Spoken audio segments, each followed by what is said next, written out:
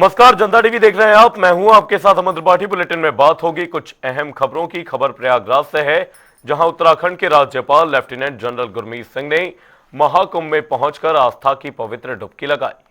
वहीं स्नान करने के बाद उन्होंने महाकुंभ पर प्रतिक्रिया देते हुए कहा कि डुबकी लगाने के बाद अत्यंत आनंद की अनुभूति हो रही है।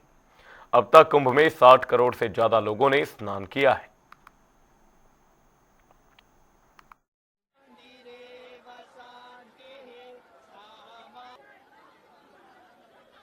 अत्यंत आनंद आया है। ऐसा लगता है कि बहुत सौभाग्य की बात है कि प्रभु ने ये अवसर दिया है और सचमुच जो देखा है वो एक ओशन ऑफ ह्यूमैनिटी, एक किस प्रकार से मानवता का इतने बड़ी संख्या के अंदर में 60 करोड़ से ज्यादा जो उन्होंने स्नान किया है। मुझे तो ऐसा लगता है कि इसका जो ऑर्गेनाइजेशन है, लॉजिस्टिक है, कोऑर्डिनेशन है, अपने आप में बहुत ही ऊंचे दर्जे का है। आज जिस प्रकार मैंने जहां पर भी गया हूं वहां देखा है तो वहां पर एक खुशी, हर्ष और उल्लास था and it is been organised very well.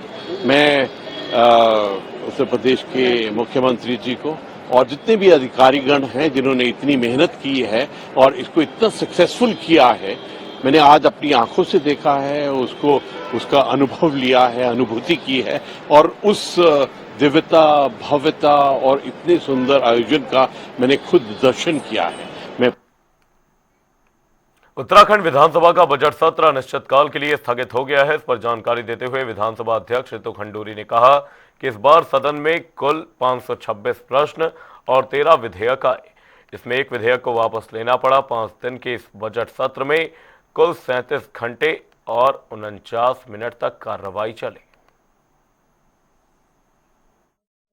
देखिए, ऐसा है कि हम सभी को ये ध्यान रखना चाहिए कि हम किस पद पर हैं और यहाँ क्या करने आए हैं। हम किस चीज के लिए सदन में अपनी जनता के द्वारा भेजे गए हैं।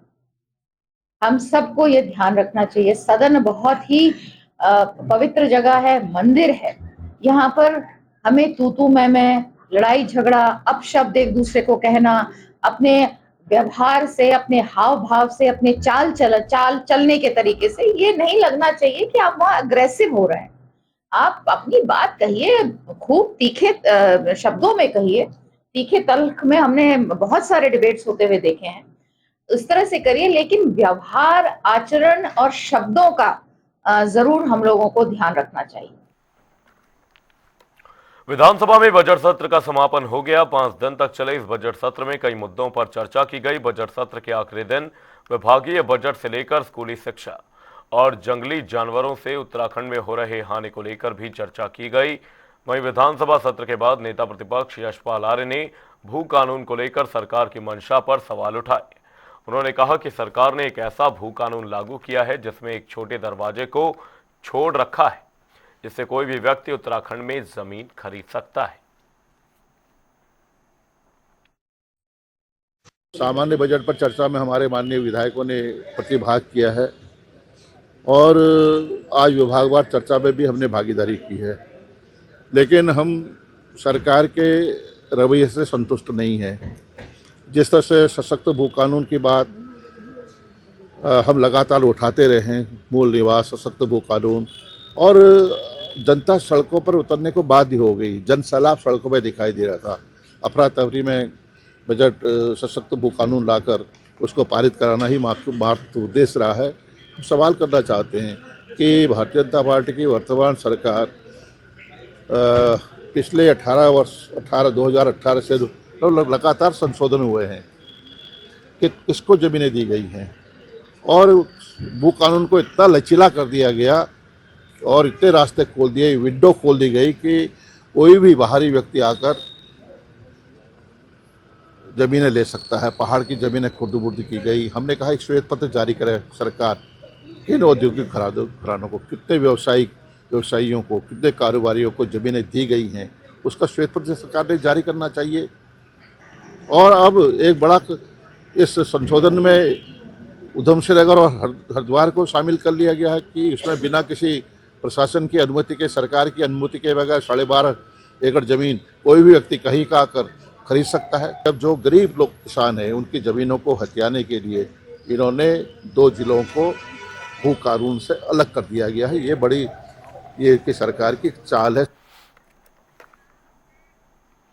उत्तराखंड विधानसभा सत्र के दौरान भू कानून को लेकर कांग्रेस ने सदन के पटल पर कई प्रस्ताव रखे, जिसको लेकर कांग्रेस के वरिष्ठ प्रदेश उपाध्यक्ष सूर्यकांत धस्माना ने प्रेस कॉन्फ्रेंस का आयोजन किया, जिसमें उन्होंने कहा कि कांग्रेस इस भू कानून के सख्त खिलाफ है। कांग्रेस नारायण दत्त तिवारी सरकार के अंतर्गत बने भू कानून की मांग करती है।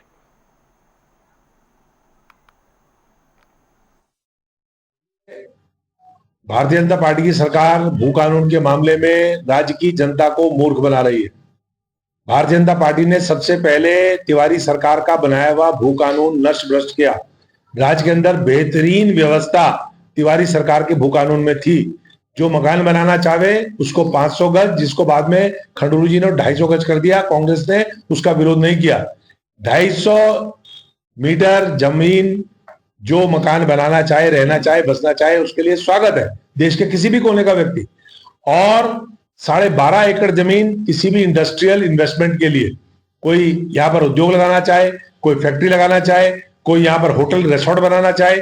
लेकिन भारतीय जनता पार्टी ने 2018 में सारा नष्ट भ्रष्ट करना शुरू किया और धामी जी ने आते आते सारी कंडीशन समाप्त कर दी, उस भू कानून को बिल्कुल डाइल्यूट कर दिया, जिसके कारण पूरे राज्य की कीमती जमीनें, तमाम पहाड़ की, मैदान की, देहरादून की, राजधानी की सारी जमीनें खुर्द-बुर्द करने का काम धन्ना सेठों ने और धनपशुओं ने करा। विकासनगर में जनसंघर्ष मोर्चा अध्यक्ष रघुनाथ सिंह नेगी ने पत्रकारों से वार्ता करते हुए कहा कि कल बजट सत्र के दौरान हुए बवाल को लेकर सरकार पर सवाल उठाए। इसी कड़ी में उन्होंने विधानसभा अध्यक्ष और वित्त मंत्री के इस्तीफे की मांग भी की।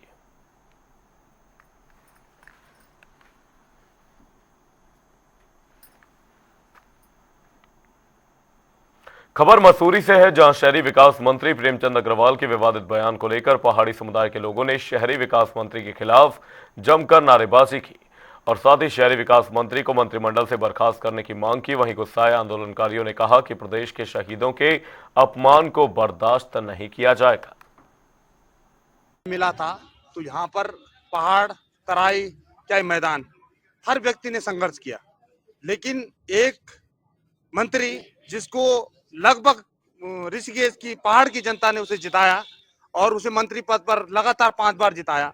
मैं भाजपा के मुख्यमंत्री पुष्कर सिंह धामी जी से और इस देश के प्रधानमंत्री मोदी जी से कहना चाहूंगा कि अगर आप इस व्यक्ति को कैबिनेट में रखते हो तो पूरा पहाड़ 27 में भाजपा का विरोध करेगा, कोई भी पार्टी भाजपा को वोट नहीं देगा और पूरी भाजपा की सरकार को उखाड़ फेंकने का काम करेगा। जो है वो पहले हमने डबल इंजन दिया कि ये जो है वो राज्य का विकास करेंगे, लेकिन जिस प्रकार से हमने लगातार देखा है कि यहाँ पे जो है वो जो जिनको मंत्री पद दिए हैं उन्हें जो है प्राकृतिक खेती का नहीं पता कि जो है खेती कितने प्रकार की होती है, क्या है। आप सिर्फ हजारों करोड़ों का बजट बता रहे हैं। आपने यहाँ पे जो नीतियां बनाई हैं, आपने जो है यहाँ के विकास के लिए कोई भी नीतियां नहीं बनाई। पहाड़ विरोधियां जो है आपने नीतियां बनाई हैं।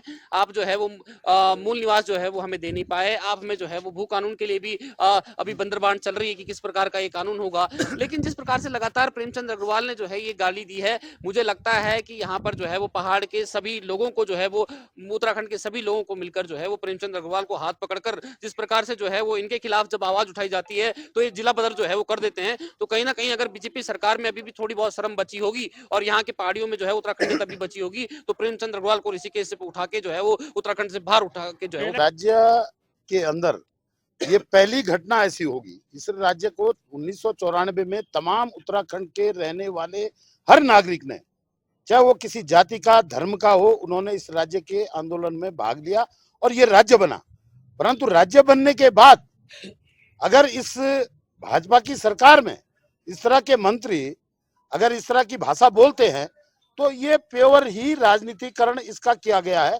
यह इस प्रदेश के अंदर भाजपा ये चाहती है कि देसी और पहाड़ी और हिंदू और मुस्लिम करके इस प्रदेश के अंदर राज किया जाए।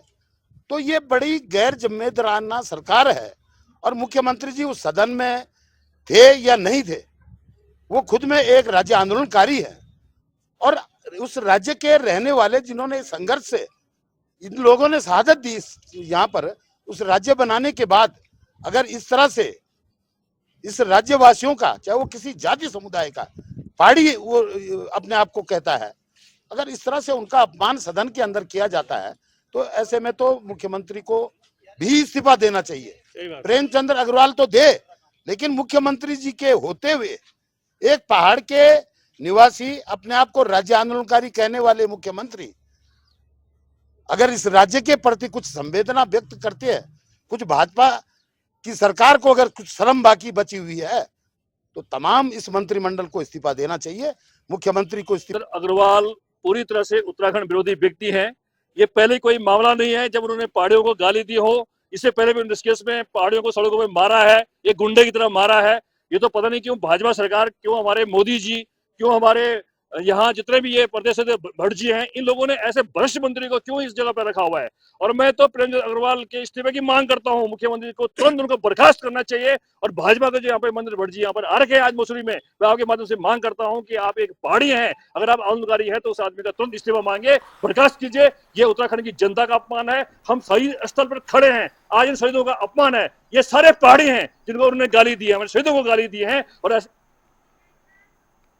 खबर देहरादून से है, जहां सनातनी गंगा फाउंडेशन के तहत गंग ज्योति मैराथन रथ यात्रा निकाली गई, जिसमें गंगोत्री धाम के वरिष्ठ पुरोहित हरीश रावल और राष्ट्रीय लोकदल के प्रदेश महासचिव अनुपम खत्री ने हिस्सा लिया। साथ ही उन्होंने रथ यात्रा को हरी झंडी दिखाकर रवाना भी किया।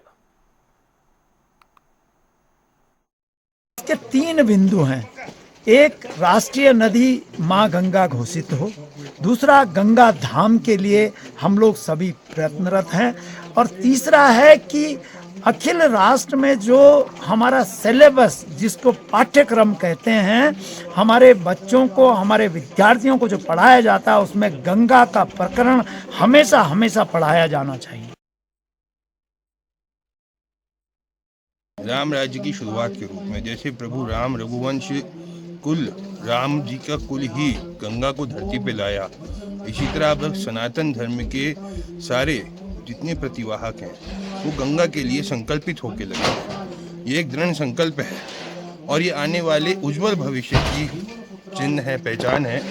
और ये शुरुआत निश्चित।